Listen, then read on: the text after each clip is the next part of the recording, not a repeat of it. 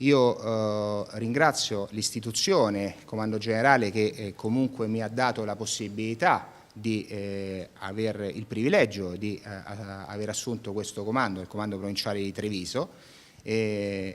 questo momento mi sento anche di ringraziare anche tutti i carabinieri del Comando Provinciale di Treviso e anche chi mi ha preceduto nell'incarico, il colonnello Capodivento, perché è proprio notizia di questi giorni anche la divulgazione dei dati sicuramente confortanti per quanto riguarda il sistema sicurezza qui a Treviso. Questo a me, che sono appena arrivato, è un qualcosa che mi farà sicuramente riflettere. Io affiancherò il questore, cercherò di mettermi così a disposizione delle istituzioni, del signor prefetto, per dare tutto quello che